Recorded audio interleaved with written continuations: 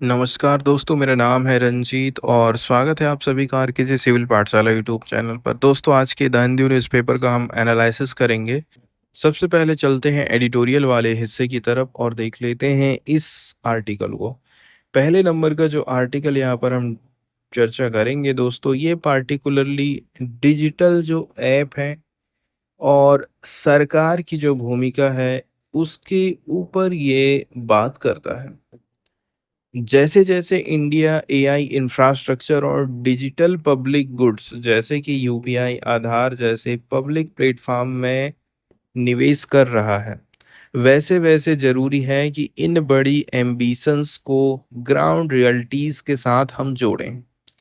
भारत जैसे देश में जहाँ पर सिस्टम की रिपेयर की जरूरत कंटिन्यू बनी रहती है और जहाँ कम रिसोर्स में भी इनोवेशन और फ्रूगैलिटी मतलब कम खर्चा में ज़्यादा अच्छा काम, इसकी कल्चर पहले से ही मौजूद है, वहाँ पर एआई और डिजिटल ग्रोथ को उसी दिशा में डालना चाहिए जिससे लोगों को सच में फ़ायदा मिले, ना कि सिर्फ हाईटेक दिखावा तक सीमित रह जाए। एक एग्जाम्पल से इसको समझ सकते हैं कि मान लीजिए सरकार एक नया एआई बेस्ड हेल्थ सिस्टम ला रही है, लेकिन गांव में अभी भी इंटरनेट की दिक्कत है और पुराने कंप्यूटर ठीक से काम नहीं कर रहे हैं। तो पहले उसको रिपेयर और फ्रूगैलिटी को ध्यान में रखें। इसके बाद आप एआई बेस्ड हेल्थ सिस्टम वहां पर लागू करिए। अब चलते हैं आगे दोस्तों और देखते हैं इस आर्टिकल को। तो मई 2025 में भारत सरकार ने सस्टेनेबल इलेक्ट्रॉनिक को बढ़ावा देने की दिशा में एक बहुत बड़ा कदम उठाया। सरकार ने एक रिपोर्ट को एक्सेप्ट किया है जिसमें सुझाव दिया जाता है कि मोबाइल फ़ोन और जो अन्य एप्लियंस होते हैं, इसके लिए एक रिपायरेबिलिटी इंडेक्स बनाया जाए। मतलब कोई भी प्रोडक्ट कितना आसानी से रिपेयर हो सकता है, उसके स्पेयर पार्ट कितने आसानी से मिलते हैं और सॉफ्टवेयर सपोर्ट कितना लंबा चलता है, इन सब के बेस पर रैंकिंग होना चाहिए। इसके साथ ही साथ नई ई वेस्टेज पॉलिसी में ये प्रावधान किया गया कि जो लोग फॉर्मल तरीके से पुराने इलेक्ट्रॉनिक को रिसाइकिल कर रहे हैं, उनको कम से भी कम मिनिमम पेमेंट दिया जाए, क्योंकि वो काफ़ी खतरनाक मेटल को हैंडल करते हैं, ताकि लोग इस काम के लिए प्रेरित हों। ये सारे के सारे कदम समय के अनुसार बहुत ही ज़रूरी और टाइमली माने जा रहे हैं। अभी की बात कर रहे हैं जब भारत रिपेयर का एक कंज्यूमर राइट मतलब रिपेयरिंग के काम को कंज्यूमर राइट के रूप में एक्सेप्ट करने की ओर भारत आगे बढ़ रहा है, तो इसे केवल एक सुविधा नहीं बल्कि एक सांस्कृतिक और बौद्धिक संपदा, कल्चरल एंड इंटेलेक्चुअल रिसोर्सेज के रूप में हमें देखना चाहिए। ये एक ऐसा ज्ञान है जिसे हमें बचा के रखना है। आजकल भारत की डिजिटल और एआई पॉलिसीज़ बहुत तेज़ी से डेवलप हो रही हैं, जैसे digital public infrastructure and national strategy on AI, जो कि इनोवेशन और डेटाबेस गवर्नेंस और इकोनॉमिक एफिशिएंसी को प्रमोट करती हैं। परंतु जो सिस्टम हमारी डेली लाइफ को क्वाइटली चला रहे हैं, जैसे कि छोटे छोटे रिपेयर शॉप्स हैं, टेक्नीशियन हैं, इनको ज़्यादातर डिजिटल और पॉलिसी वर्ल्ड में कोई ख़ास रिकॉग्निशन नहीं मिल पाती है। इसके बाद आज के डिजिटल ज़माने में जहां हर चीज़ क्लाउड में बैकअप हो रही है, एल्गोरिदम से काम हो रहा है, वहां हम अक्सर उस नॉलेज की अहमियत भूल जाते हैं जो डॉक्यूमेंट्स में नहीं होती। मतलब जो सिर्फ एक्सपीरियंस से आ रही है, उसको हम लोग भूल जाते हैं। भारत में जो रिपेयर एक्सपर्टाइज है, वो muscles memory, year of experience और जुगाड़ से आ रही है। मतलब हाथों की आदत और ईयर ऑफ एक्सपीरियंस से आ रहा है। जैसे दिल्ली का करोल बाग और चेन्नई की रिचेल स्ट्रीट जैसे इलाकों में टेक्नीशियन जो होते हैं, पुराने से पुराने गैजेट को, मोबाइल को, लैपटॉप को फिर से चलाने लायक बना दे रहे हैं, वो भी बिना मैनुअल के। उनके पास शायद मॉडर्न टूल नहीं होते हैं, लेकिन उनकी मेहनत और चालाकी जबरदस्त होती है। इंजीनिविटी जिसको बोला जाता है। लेकिन धीरे-धीरे ये पूरा इकोसिस्टम खतरे में है क्योंकि नए प्रोडक्ट ऐसे बन रहे हैं जिन्हें आसानी से रिपेयर नहीं किया जा सकता है और लोग भी चीज़ों को जल्दी फेंकने लगे हैं। सोचते हैं कि नया ले लो, कौन रिपेयर करवाएगा। भोपाल के एक टेक्नीशियन ने बोला है कि मैंने अपने चाचा को देख कर के सीखा है। उन्होंने कभी कुछ बताया नहीं, बस एक बार दिखाया और खुद से मैं ट्राई करने लगा। यही होता है टेक इट नॉलेज, मतलब ऐसा नॉलेज जो किताबों में नहीं, अनुभव से आता है। भारत में रिपेयर स्किल आमतौर पर मेंटरशिप, ऑब्जर्वेशन और प्रैक्टिस से मिलती है, ना किसी फॉर्मल सर्टिफिकेट या फिर ट्रेनिंग से। एआई सिस्टम को भी इस प्रकार की कॉन्टेक्स्ट सेंसिटिव स्किल को समझने में मुश्किल होती है। एआई भले ही तेजी से ग्रो कर रहा है, लेकिन जो लोग इसे इनडायरेक्ट रूप में सिखा रहे हैं, जैसे टेक्नीशियन, उन्हें रिकॉग्निशन या फिर रिवार्ड नहीं मिल पा रहा। वहीं यूरोप में अब ऐसी पॉलिसीज आ रही हैं जहां पर कंपनीज को स्पेयर पार्ट और रिपेयर मैनुअल देना जरूरी होगा। भारत ने भी 2022 में राइट टू रिपेयर फ्रेमवर्क चालू किया था और 2023 में एक पोर्टल लॉन्च किया, लेकिन ये सिर्फ इलेक्ट्रॉनिक ऑटोमोबाइल तक ही सीमित रहा है। इसके बाद बात करते हैं कि 2021-22 में भारत ने 1.6 मिलियन टन ई वेस्टेज पैदा किया, जो दुनिया में तीसरा सबसे बड़ा आंकड़ा रहा है।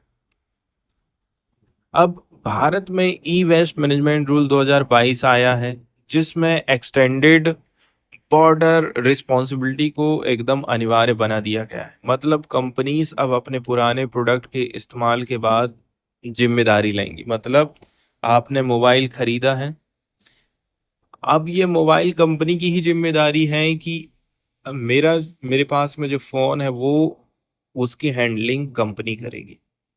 लेकिन ऐसा बिल्कुल होने वाला नहीं है, खाली पैसे का खेल चलेगा। लेकिन इन रूल्स में रिपेयर और प्रिवेंटिबल स्ट्रेटजी के रूप में बस लाइटली मेंशन किया जाता है।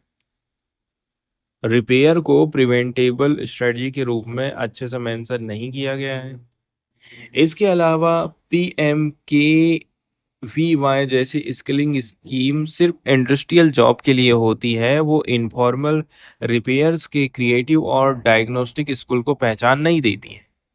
National education policy 2020 experiential learning की बात करती है, लेकिन हैंड्स ऑन रिपेयर नॉलेज को सपोर्ट करने की बात उसमें नहीं है। मिशन लाइफ जैसे अभियान रिपेयर को बढ़ावा तो दे रहे हैं, लेकिन उन लोगों को सपोर्ट नहीं करते हैं जो एक्चुअल में रिपेयरिंग का काम करते हैं। पॉलिसीज सर्कुलर इकोनॉमी की तो बात कर रही है, पर जो लोग इसे ग्राउंड पर रियलिटी बना रहे हैं उन्हें नजरअंदाज कर दिया जा रहा है। अब जबकि सस्टेनेबिलिटी एक नेशनल प्रायोरिटी बन गई है, तो रिसर्चर ये सोचते हैं कि हम किसी प्रोडक्ट को डिजाइन, डिकार्ड और रिपेयर कैसे करके करेंगे। मतलब एक नया आइडिया सामने आया है, अनमेकिंग, मतलब किसी डिवाइस को डिसमेंटल करके उसके फ्लॉस और रीयूज ऑप्शन को एक्सप्लोर करना। मतलब टूटना कोई फेल्योर नहीं है, बल्कि फीडबैक और लर्निंग अपॉर्चुनिटी है। एक फेंकी गई सर्किट बोर्ड को टीचिंग टूल आप बना लो। एक बचा हुआ फोन पार्ट किसी को फिर से स्कूल या फिर जॉब एक्सेस दे रहा है। कुल मिलाकर के आप अच्छा ही काम कर रहे हो। इनफॉर्मल रिपेयर्स यही काम रोज करते हैं। उन्हें मार्जिनल नहीं बल्कि सर्कुलर इकोनॉमी के कोर आप समझ करके चलिए। भारत का जुगाड़ और सादगी, सादगी मतलब फ्रूगैलिटी, ये जो कल्चर है हमारी बहुत पुरानी। रिपेयर्स हमेशा से कम रिसोर्सेस में अलग अलग प्रोडक्ट को चला लेते हैं, लेकिन आज के मॉडर्न डिवाइस कॉम्पैक्ट और टाइटली इंटीग्रेटेड है। मतलब खोल नहीं पाओगे, सामान चेंज नहीं कर पाओगे। इससे रिपेयरिंग काफी मुश्किल हो गया है।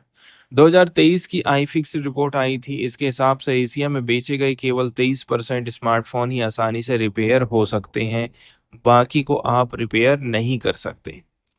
इसलिए जरूरत है कि भाई हम शुरुआत से ही रिपेयरेबिलिटी को डिजाइन का हिस्सा बनाएं और पॉलिसीज भी इसी हिसाब से बने।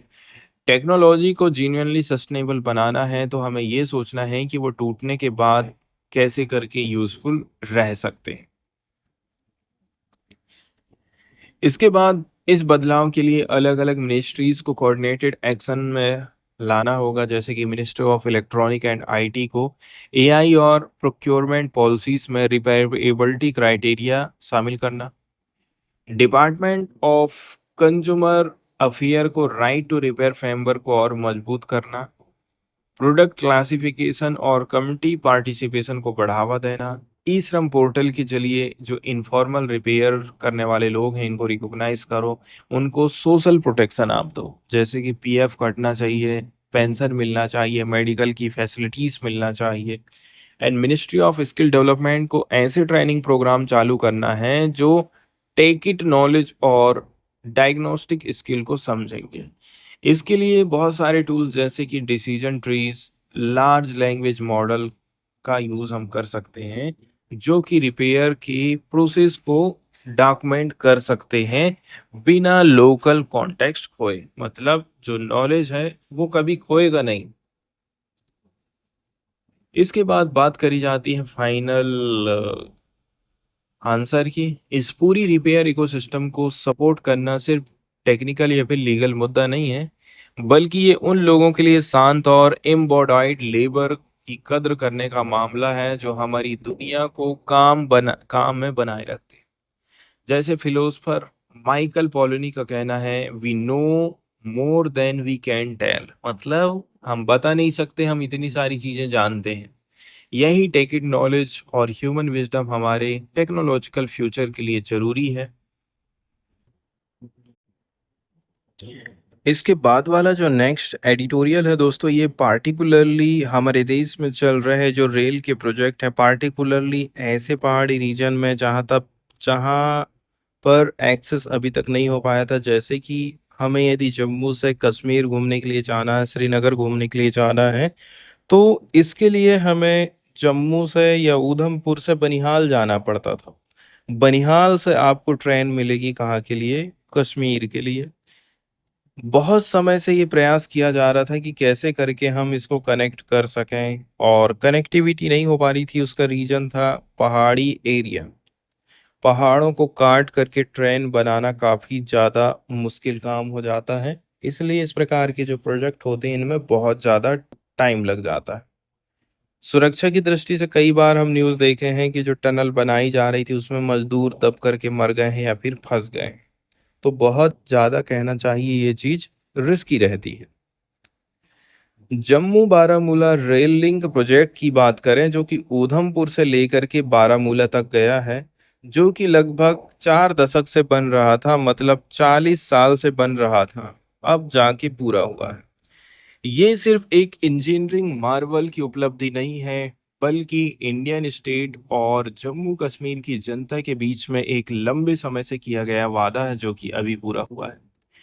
ये रेलवे लाइन जो पीर पंजाल और हिमालयन रेंजेस से होकर के 272 किलोमीटर तक फैली है, सिर्फ कंक्रीट या फिर स्टील नहीं है, बल्कि एक बिलोंगिंग का पुल, ए ब्रिज ऑफ बिलोंगिंग। मतलब ये दर्शाता है कि कश्मीर भारत से जुड़ा है, केवल भौगोलिक रूप से नहीं बल्कि भावना से और सामाजिक तौर पर। जहाँ रेलवे पहुंचती है वहां पर अपॉर्चुनिटी भी पैदा हो जाती है, रोजगार, बाजार, शिक्षा, चिकित्सा, सब कुछ। ये रेलवे सोपोर, अनंतनाग, इसके अलावा काजीगुंड, बनिहाल जैसे इलाकों को नेशनल इकोनॉमी से जोड़ेगी। हर ट्रेन ट्रेन सिर्फ दूरी नहीं घटाती है, बल्कि मेंटल और इमोशनल दूरी भी कम करती है। ये नेशनल इंटीग्रेशन को सिर्फ एक सिंबल नहीं है, बल्कि प्रैक्टिकल रियलिटी बनाती है, शेयर डेवलपमेंट, एक्सेस और इन्वेस्टमेंट के जरिए। इस कॉन्फ्लिक्ट प्रोन रीजन में ये एक नई कहानी बताती है, शांत स्टडी और हमारे साझा प्रयास।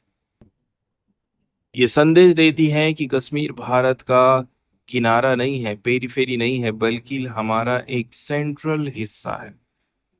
इसके बाद ये सफलता संभव नहीं हो पाती अगर इंडियन रेलवे के इंजीनियर और वर्कर ने इतनी मुश्किल हालातों में मेहनत नहीं की होती। इन्हीं के दम पर यह काम हुआ है। पीर पंजाल की बर्फीली सुरंगें हो या फिर चेनाब ब्रिज की ऊंचाई हो, इन सब के बीच उन्होंने विंटर, लैंडस्लाइड और सिक्योरिटी थ्रेट्स के बावजूद काम किया है। इनका करेज और कमिटमेंट पूरे देश की तरफ से धन्यवाद की पात्र है। इंडियन रेलवे का इतिहास ऐसे ही अद्भुत कारनामों से भरा है। जैसे 19वीं सदी में इंजीनियर ने वेस्टर्न घाट में घोरघाट सेक्शन बनाया जो मुंबई को डेक्कन से जोड़ता है। 1948 में असम लिंक रेल प्रोजेक्ट के दौरान जब नॉर्थ ईस्ट पहुंचना एक चुनौती थी, तब सरदार करनाल सिंह और उनकी टीम ने 200 किलोमीटर रेलवे लाइन और 300 से ज्यादा पुल बहुत कम समय में बना दिए। और आज के टाइम में जम्मू बारामूला लाइन भी इसी महान विरासत में शामिल हो गई। ये जो चीजें हैं हमें याद दिलाती हैं कि भले ही सरकार बदलती रहे, ठीक, लेकिन रेलवे इंजीनियर अक्सर गुमनाम देश की रचना के असली आर्किटेक्ट्स होते हैं।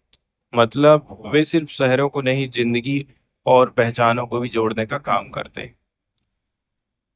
इस रेलवे लाइन का सिंबल सिर्फ ये नहीं है कि भाई कहाँ किसको जोड़ रही है, कहाँ कहाँ तक जाए, बल्कि ये भी कि इसने कितनी कठिनाई को पार किया है।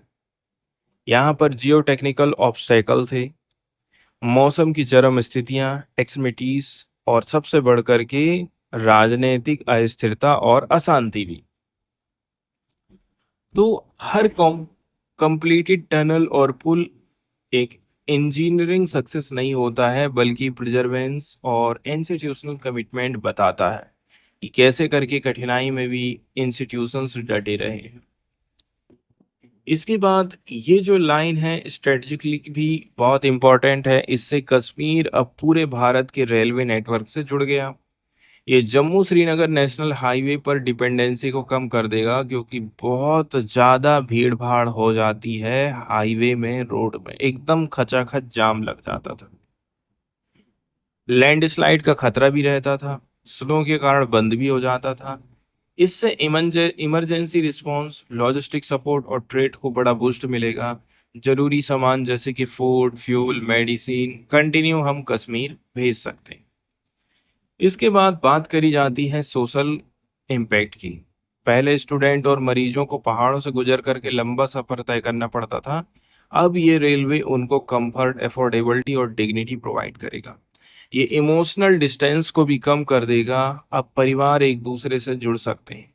आने वाले समय में ये लाइन अनंतनाग, अवंतीपुरा, बारामूला जैसे इलाकों में इन्वेस्टमेंट और इंस्टीट्यूशनल ग्रोथ लाएगी। जैसे इंडस्ट्रियल पार्क की स्थापना करना, स्किल प्रोवाइड करने वाले सेंटर खोले जाना, एग्रो लॉजिस्टिक हब खोले जाना। एक बात और बोली जाती है cultural exchange and social equalisation से रिलेटेड। सांस्कृतिक रूप से ये रेलवे संवाद और अनुभव के आदान प्रदान का माध्यम है। ट्रेन सिर्फ लोगों को नहीं लाती ले जाती है, बल्कि कहानी, याद और समझ भी लाती है। ये यात्रा एक सोशल इक्विलाइजर बनती है, जिससे देश के अलग अलग हिस्सों के लोग एक जैसे अनुभव बांटते हैं। बहुत सारे लोग जिन्होंने कभी अपने जिले से बाहर यात्रा नहीं करी थी, अब वो देश को देख सकते हैं और देश उनको देखेगा। तो फ्यूचर दोस्तों अब इस बात पर निर्भर करता है कि हम इस रेल लाइन के चारों ओर कैसा विकास करेंगे, कैसा डेवलपमेंट होगा। लास्ट माइल कनेक्टिविटी, स्टेशन का प्रॉपर डेवलपमेंट और ट्रेन्स की फ्रीक्वेंसी बढ़ाना जरूरी है। लोकल एंटरप्रेन्योर्स, वुमेन्स ग्रुप और आर्टिजन्स को इस पहुंच से फायदा मिलने की व्यवस्था होनी चाहिए। सरकार और प्राइवेट प्लेयर को मिलकर के स्टेशन एरियाज को रूरल ट्रांसफॉर्मेशन के हब्स हमें बनाना होगा, ना कि बस एक हाल्ट पॉइंट के तौर पर। एक बात और है दोस्तों, ये प्रोजेक्ट सच्चे डेमोक्रेटिक डेवलपमेंट का एग्जाम्पल है। पेटेंट, इंक्लूसिव और डीपली इम्पैक्टफुल। रेल की पटरी भले ही लोहे की बनती हो, लेकिन वो विश्वास की नींव लेकर चलती है। और यही भरोसा जम्मू कश्मीर के भविष्य की सबसे मजबूत बुनियाद बन सकता है। न्यूज़ वाले सेक्शन की तरफ चलते हैं दोस्तों और देख लेते हैं इस पहली न्यूज़ को, जो कि बात करती है bio fortified potato and sweet potato के बारे में। बायो फोर्टिफाइड जैसे कि नाम से ही क्लियर हो जाता है कि हमने कुछ ना कुछ गुणों में वृद्धि करी है ताकि लोगों को ज़्यादा, कहना चाहिए, प्रोटीन मिल सके, ज़्यादा पोषक तत्व मिल सके। लेकिन इस प्रकार से आर्टिफिशियल रूप से जब हम इनमें पोषक तत्वों में वृद्धि करते हैं ना, तो ये हमारी बॉडी में नुकसान भी पहुंचा सकते हैं। यहाँ पर आलू और लाल कांदा, जिसको बोलते हैं शकरकंद, इसके डेवलपमेंट से जुड़ी एक अहम खबर है। ये particularly health, agriculture and market, तीनों चीजों को जोड़ने का काम करती है। जल्दी ही भारत में ऐसे आलू आने वाले हैं जिसमें आयरन की मात्रा बढ़ाई गई है। इनको बोलते हैं बायो फोर्टिफाइड पोटैटो। ये जानकारी हमें दी है साइमन हैक ने, जो कि इंटरनेशनल पोटैटो सेंटर पेरू के डायरेक्टर जनरल है।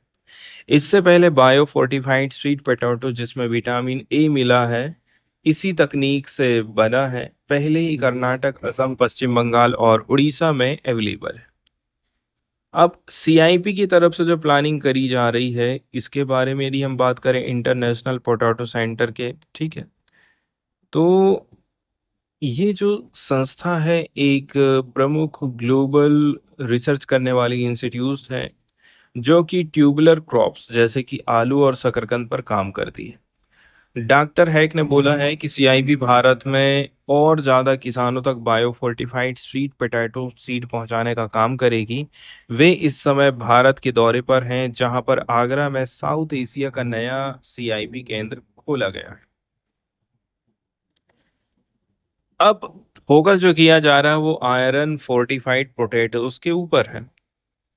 ये जो संस्था है, ध्यान अब आलू में लगा रही है कि कैसे करके हम आयरन बढ़ा सकते हैं। उन्होंने बोला है कि इसका जर्म प्लाज्म, मतलब बीज के लिए जरूरी जो आनुवांशिक सामग्री है, आईसीएआर के central potato research institute Shimla को सौंप दिया है। पहली वैरायटी पेरू में रिलीज हो चुकी है। इसके बाद एवोल्यूशन एंड एडाप्टेशन की बात करते हैं हम इंडिया में। डॉक्टर हैक का कहना है कि ये वैरायटी अब आईसीएआर के द्वारा एवोल्यूट की जा रही है, हालांकि हम ये देख सकें कि ये भारत की जलवायु और मिट्टी के अनुसार ठीक रहेगा कि नहीं रहेगा, ये सबसे ज़्यादा इम्पोर्टेंट होता है। मतलब भारत में यदि हम इसको लगाएंगे ना, तो सक्सेस हो पाएगा कि नहीं, इसका टेस्टिंग किया जा रहा है। डॉक्टर हैक का कहना है कि भारत में पोटैटो प्रोडक्शन का सबसे तेज विकास हो रहा है। यहाँ के किसान चाहते हैं कि हमको आलू एक नंबर मिले, एक नंबर मिले भी, और साथ ही साथ प्रोडक्शन उसका अच्छा, जिसमें कम केमिकल इनपुट लगे और वो फूड प्रोसेसिंग और मार्केट चेन का भी हिस्सा बन सके। सीआईपी का उद्देश्य है कि किसानों को हम बहुत बढ़िया बीज प्रोवाइड करें और मार्केट से जोड़ने में मदद करें। भारत के जो गंगा का मैदान वाला जो एरिया है दोस्तों, सीआईपी का कहना है कि आगरा के पास जो केंद्र हम बना रहे हैं ना, वो बहुत बढ़िया जगह है, क्योंकि ये इंडो गैंगेटिक प्लान में स्थित है, जो दुनिया का सबसे बड़ा पोटैटो प्रोडक्शन सेक्टर माना जाता है। उत्तर प्रदेश सरकार ने जमीन अवेलेबल करा दी है और इसे नेशनल हॉर्टिकल्चर बोर्ड को सौंप दिया है। एनएचबी ने फिर से सीआईबी को आमंत्रित किया है कि भाई आप आइए और यहाँ केंद्र खोलिए।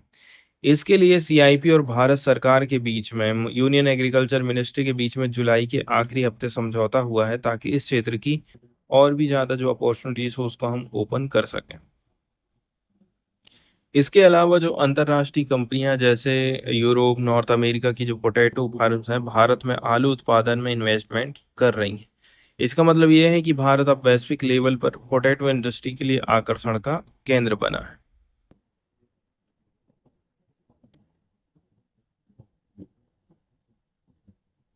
एक चीज और है दोस्तों, सीआईपी का एक और उद्देश्य है कि गरीब और कमजोर वर्गों को भी हम बढ़िया पोषण युक्त भोजन अवेलेबल कराएं।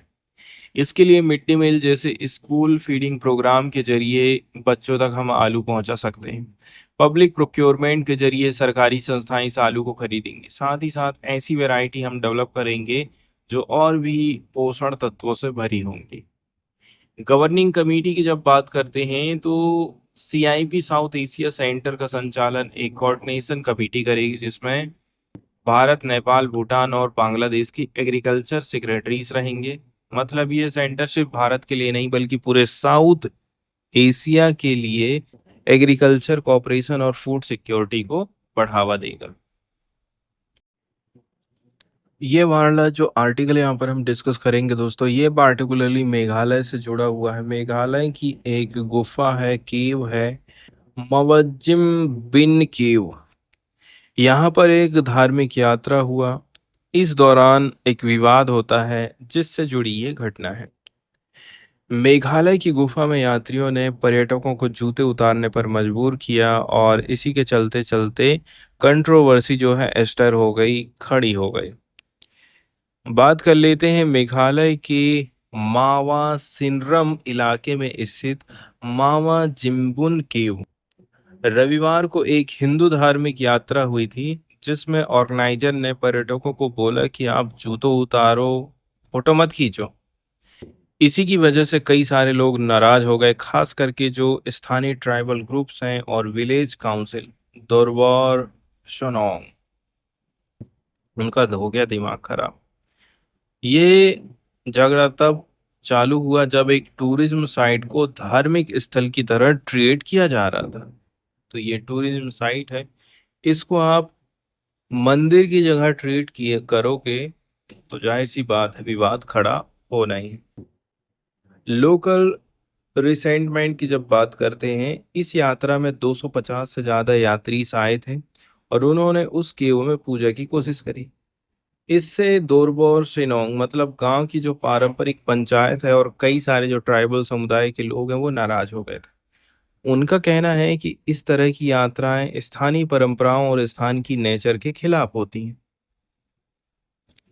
स्थानीय लोगों का स्पष्ट कहना है कि ये गुफा एक जियोलॉजिकल हेरिटेज साइट है, मतलब प्राकृतिक और वैज्ञानिक दृष्टि से। तो वे इस गुफा को धार्मिक स्थल घोषित करने के किसी भी प्रयास का विरोध करते हैं। देवोजीत जो एक पर्यटक हैं, कलकत्ता से आए थे, उनका कहना है कि जब मुझे ये सारी चीजें बोली गई ना तो मैं तो एकदम शॉक्ड हो गया कि मुझे बोला जा रहा जूते उतारो, मुझे बोला जा रहा फोटो मत खींचो। अब मैं विलेज एल्डर के पास गया और इसकी शिकायत किया। मेरे को लग रहा था कि भाई ये जो चीज है नहीं होना चाहिए, ये इसको एक्सेप्ट हमें नहीं करना चाहिए। हाई कोर्ट के ऑर्डर का भी यहाँ पर उल्लेख किया जाता है कि हाल ही में मेघालय हाई कोर्ट ने हिंदू रिलीजियस प्रोसेशन को केव तक जाने की अनुमति दी है। मतलब कोर्ट भी आजकल धार्मिक हो गए हैं। लेकिन उन्होंने बोला था कि सार्वजनिक शांति और व्यवस्था में भंग नहीं होना चाहिए, मतलब कोई बाधा पैदा ना हो, तब आप ये काम कर सकते हैं। यदि हम इस गुफा की बात करें दोस्तों, तो ये गुफा मावा सिनराम मेघालय की ईस्ट खासी हिल्स डिस्ट्रिक्ट में लोकेटेड है। मा मासिन राम को दुनिया के सबसे ज्यादा बारिश वाले स्थानों में गिना जाता है। दोस्तों थोड़ा सा पढ़ने में मिस्टेक हो गया है, ये मासिम राम है जहां पर सबसे ज्यादा वर्षा होती है। Wettest place on the earth के रूप में इसको जाना जाता है। बात करें टाइप्स की तो ये एक नेचुरल सैंडस्टोन वाली गुफा है जिसे प्राकृतिक क्षरण और वर्षा की जो बूंदें हैं इसी के चलते चलते बनी हुई माना जाता है। यदि हम बात करें मवजिम बिन, खासी भाषा में माओ का अर्थ होता है स्टोन और जिम्बिन का अर्थ होता है डोम या फिर हार्ट, मतलब डोम शेप्ड स्टोन केव।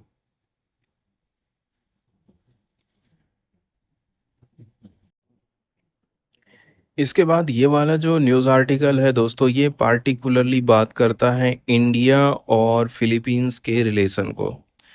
हाल फिलहाल में देखा जाए, बोला जा रहा है कि फिलीपींस के जो राष्ट्रपति हैं इनकी भारत यात्रा होने वाली है 4 से लेकर के 8 अगस्त 2025 तक।